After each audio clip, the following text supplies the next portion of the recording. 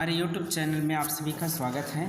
आज हम देखने वाले हैं इतिहास के फर्स्ट MCQ प्रागैतिहासिक काल का। आज से हम प्रतिदिन हर एक टॉपिक का MCQ जो है आपके लिए उपलब्ध कराएंगे, तो हमसे बने रहने के लिए आप चैनल को सब्सक्राइब कर सकते हैं। चलिए आज का प्रश्न हम स्टार्ट करते हैं। फर्स्ट प्रश्न है, सबसे प्राचीन काल निम्न में से कौन सा है? ऐतिहासिक काल, प्रागैतिहासिक काल, आद्य ऐतिहासिक काल, सिंधु घाटी काल। तो इसमें सबसे अगर हम प्राचीन काल की देखें तो मानव सभ्यता के प्रारंभिक काल जो है वह है प्रागैतिहासिक काल। तो इसका राइट आंसर होगा बी, प्रागैतिहासिक काल। सेकेंड प्रश्न है, उत्खनित प्रमाणों के अनुसार पशुपालन प्रारंभ हुआ था। ऑप्शन दिया है निचले पूर्व पाषाण काल, मध्य पूर्व पाषाण काल, ऊपरी पूर्व पाषाण काल और मध्य पाषाण काल। तो इसके अंतर्गत अगर हम राइट आंसर देखें तो पशुपालन का जो प्रारंभ है मानव के द्वारा मध्य पाषाण काल के अंतर्गत प्रारंभ होते हैं।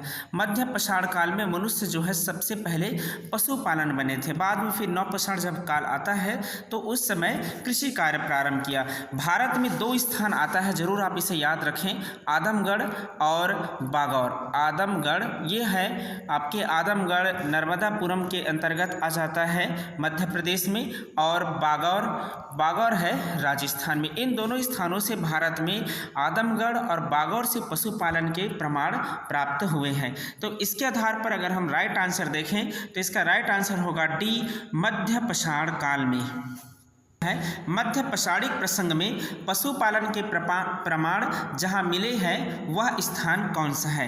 ऑप्शन दिया है लंगनाज, बिरहानपुर, आदमगढ़, चपोनी, मांडो। तो इसके अंतर्गत जस्ट मैंने ऊपर बताया कि दो स्थान से पशुपालन के साक्ष्य मिले हैं, आदमगढ़ और बागौर से। तो इसके आधार पर राइट आंसर हो जाएगा यहाँ पर सी, आदमगढ़। आदमगढ़ कहाँ है? मध्य प्रदेश में। इसे भी आप याद रख सकते हैं कि ये मध्य प्रदेश के अंतर्गत स्थित है। प्रश्न है, खाद्यान्नों की कृषि सर्वप्रथम प्रारंभ हुआ था। कृषि कार्य सर्वप्रथम कब प्रारंभ हुए थे? जस्ट मैंने बताया कि कृषि कार्य मनुष्य के द्वारा नव पाषाण युग में प्रारंभ कराया गया था। तो पूरा पाषाण काल में शिकार वगैरह, आखेट वगैरह जीवन यापन थे। मध्य पाषाण काल में पशुपालन हुए और नव पाषाण काल में कृषि कार्य प्रारंभ हुआ था। तो इसमें राइट आंसर होगा ए, नव पाषाण काल में। अगर हम भारत के साक्ष्य के दृष्टिकोण से देखें तो नवीनतम साक्ष्य के आधार पर सबसे प्राचीन प्रमाण है लहुरा देव। लहुरा देव से सबसे प्राचीन प्रमाण मिलते हैं। लहुरा देव है उत्तर प्रदेश के अंतर्गत। यहाँ पर लगभग 9000 BC का, 9000 ईसा पूर्व के साक्ष्य जो है लहुरा देव से प्राप्त हुए हैं, नव पाषाण कालीन। अगर हम इसको डिलीट कर दें और पुराना डाटा के आधार पर देखें तो मेहरगढ़ था जहाँ गेहूं के प्राचीनतम साक्ष्य मिले थे 7000 ईसा पूर्व में। तो इस आधार पर इसके सबसे आंसर हो जाएगा नव पाषाण काल। तो ये याद रखेंगे ये सभी चीज़ें। नेक्स्ट प्रश्न है, भारत में मानव का सर्वप्रथम साक्ष्य कहाँ मिलता है? तो भारत में मानव का सर्वप्रथम साक्ष्य कहाँ मिले हैं? ऑप्शन दिया है नीलगिरी पहाड़ी, शिवालिक पहाड़ी, नलमाला पहाड़ी, नर्मदा घाटी।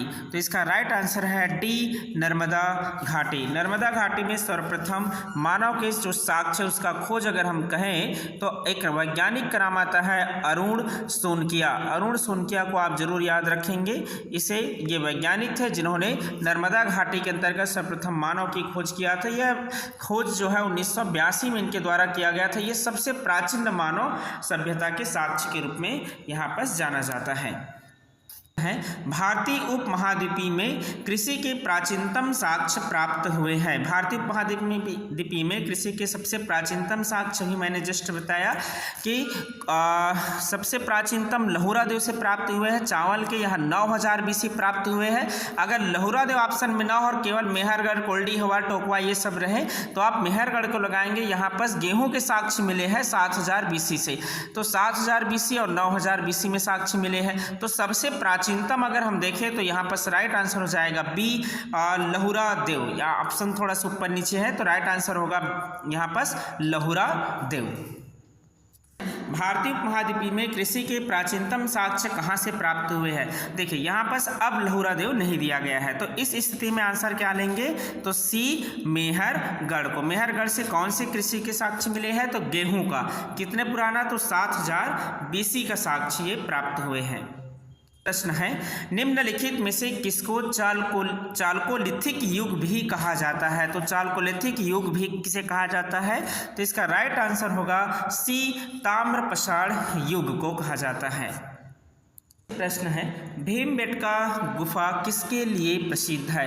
तो ये भीमबेटका जो गुफा है ये शैल चित्र के लिए प्रसिद्ध है। आप यहाँ पर कुछ और फैक्टर इससे जुड़े हुए याद रख सकते हैं। इसका राइट आंसर है ए, भीमबेटका गुफा कौन से राज्य में है ये पूछे जा सकते हैं। तो मध्य प्रदेश के रायसेन जिला में अब्दुल्लागंज के समीप जो है भीमबेटका गुफा है। इसकी खोज अगर हम देखें तो भीमबेटका गुफा की सर्वप्रथम खोज 1957 में वी.एस. वाड़कर के द्वारा किया गया था। वी.एस.